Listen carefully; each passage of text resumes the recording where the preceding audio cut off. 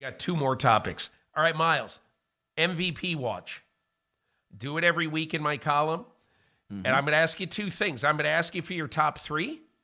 Okay. And then I'm going to ask you for your top non-quarterback person in the MVP race. I'll give you my top three, and then I'm going to ask you yours, okay? Okay. So my top three right now, number one, Patrick Mahomes, not by much over number two, Jalen Hurts.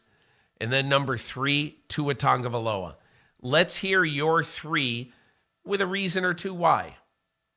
I would say Mahomes number one, and part of that is because he's just having a better quarterback season than most other quarterbacks, right? I mean, he's thrown for more yards, more touchdowns than anybody else, and that offense is running through him.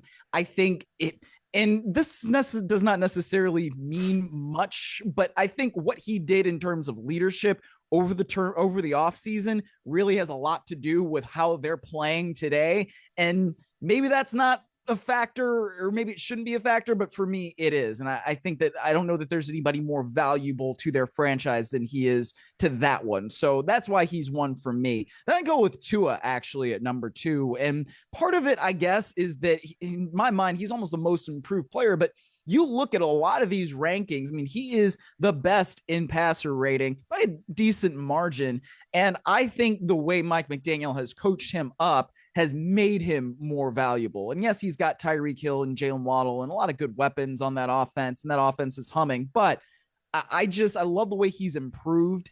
And I think that counts for something to me too, in terms of how valuable he is. Now, the third player on my list, and I say this with all due respect to Jalen Hurts, who I have a ton of respect for and I think is playing great.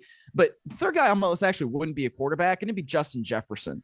And it's because he has propelled that offense to heights that it's never seen before. He's made Kirk Cousins so much better as a quarterback. And I don't know where the Vikings would be without him in particular. And I mean, you can say a lot about how well the defense has played in spots, Patrick Peterson doing things where he needs to. There's all kinds of other players on that Minnesota Vikings team. Dalvin Cook does a great job running it. But Justin Jefferson makes some really amazing catches. He makes the routine catches. He makes the tough catches. And it's just all these yards that come from what he does. I mean, more yards now than any other receiver in his first 3 seasons, and there's 6 games to go. I think that puts him in the MVP conversation. You know, you now don't have to do the most valuable non-quarterback because you've done it, putting Justin Jefferson third. And I like that. I really do like that. My person in my top 5 this week, Josh Allen was 4, Justin Jefferson was 5 on my list. In this year, just so that everyone knows this year, the Associated Press, which is the curator of the annual NFL MVP award, they have 50 voters in the news media. I'm one of them. And they're asking us this year, instead of voting winner take all, only voting for one person in the, for MVP, this year they're asking for 5. So my 5 would include Justin Jefferson 5, Josh Allen 4, as well as the 3 aforementioned. The only thing that's standing in the way of me putting Tua ahead of either of those other guys is the fact that he's missed 2.5 games. And the guys in front of him, in my mind, Hurts and Mahomes, haven't missed any time appreciably. I don't think they've missed any time at all. Yeah. But and the other thing is, I was looking at this the other day, and if you think about it, Jalen Hurts is not only a gigantic weapon in all ways. He's on pace right now to run for 900 yards this year, which we've totally gotten used to quarterbacks like Justin Fields and Lamar Jackson. We've gotten used to quarterbacks being really proficient runners with gaudy numbers. So we've gotten used to that, but I think we ought to just realize that, right now, just Jalen Hurts is, has accounted for 25 touchdowns, 17 passing, 8 running.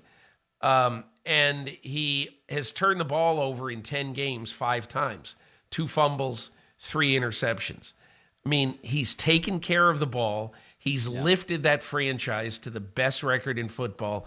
Look, once you get down to this level, it's incredibly close.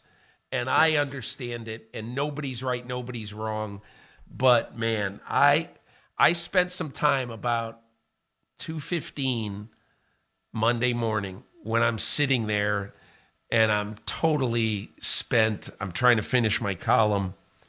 And I just said, now, you put a lot of stock in a team's record and what a quarterback in particular has done to lift this team to that record. And right now, let's say it like it is.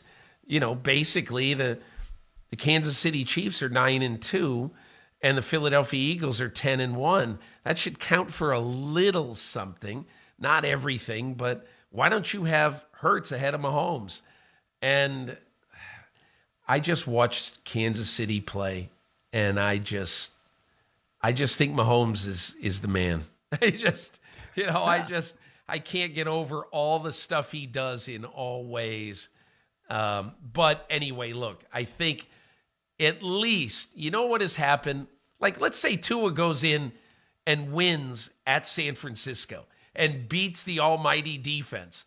All of a sudden, missing 2.5 games or not, all of a sudden you say, whew, Tua has got to be in that discussion right now with Hurts and with Jefferson and with Mahomes.